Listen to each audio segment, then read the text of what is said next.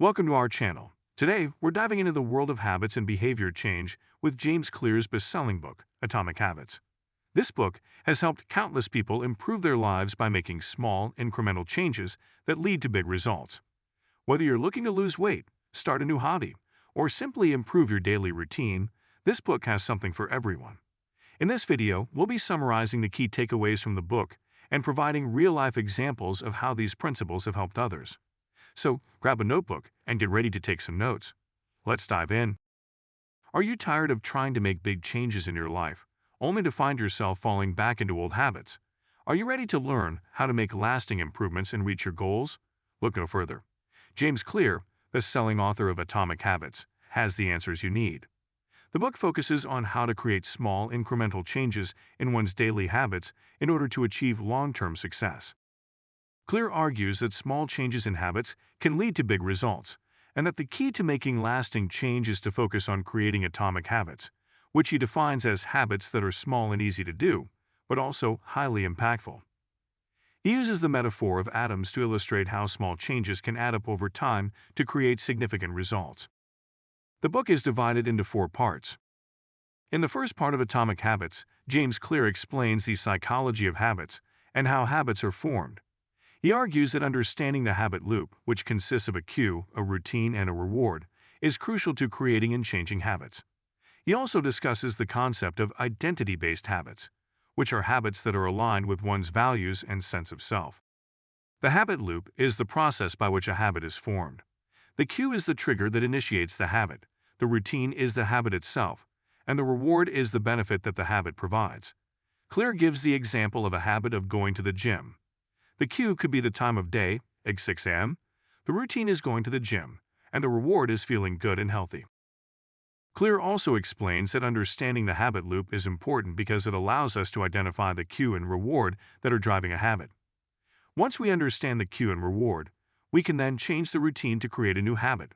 For example, if someone wants to break a habit of overeating, they can identify the cue, add feeling stressed, and reward, add feeling comforted, and then change the routine, and going for a walk instead of eating, to break the habit. Clear also talks about identity-based habits, which are habits that are aligned with one's values and sense of self. He explains that habits that are a part of one's identity are more likely to stick because they are tied to one's sense of self. For example, if someone considers themselves to be a runner, they are more likely to stick to a habit of running regularly because it is a part of their identity. Clear also explains that when we form habits that align with our identity, it makes it easier to change other habits because it is a reflection of who we are. Clear uses many real-life examples throughout the book to illustrate the concepts he is discussing. He also provides practical strategies and tactics to help readers understand and apply the concepts to their own lives. In the second part of this book, the author explains how to make small changes to your habits in order to achieve big results.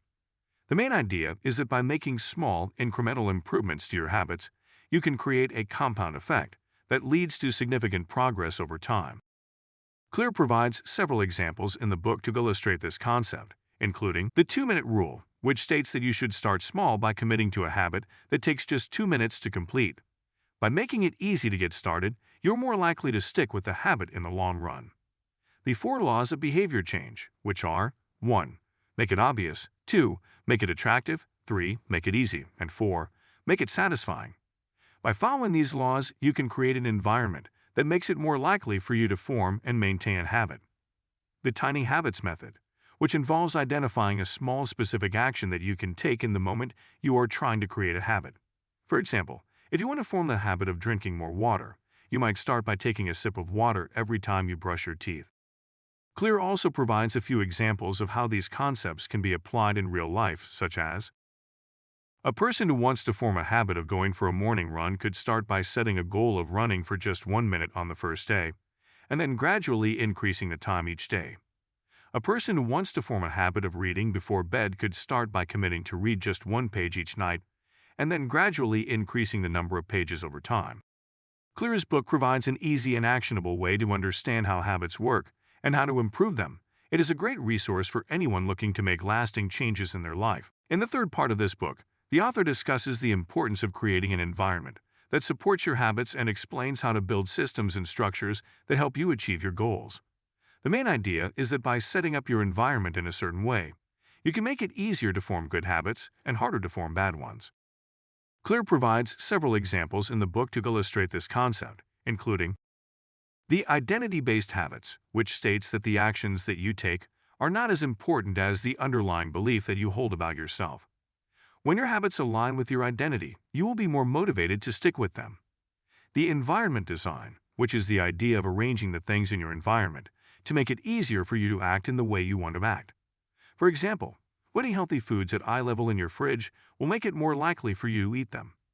The 2-minute rule expanded, which states that you can use the 2-minute rule to create an environment that supports your habits. For example, if you want to start exercising more, you might put your workout clothes next to your bed so that it takes only 2 minutes to get dressed and start your workout in the morning.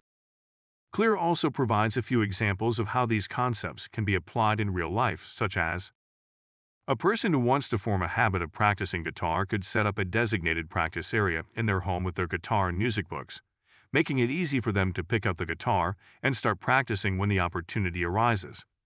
A person who wants to form a habit of reading more could set up a reading nook in their home with comfortable seating and good lighting, making it more inviting to pick up a book and read. In the fourth part of this book, the author discusses the importance of making progress and how to keep track of it. He explains that progress is the key to creating motivation and sticking to your habits. The main idea is that by measuring your progress, you can see how far you have come and how much further you have to go, which can help you stay motivated and continue working towards your goals. Clear provides several examples in the book to illustrate this concept, including be focusing on the process, which means focusing on the actions you are taking rather than the outcome you are trying to achieve. By focusing on the process, you can see your progress more clearly and stay motivated.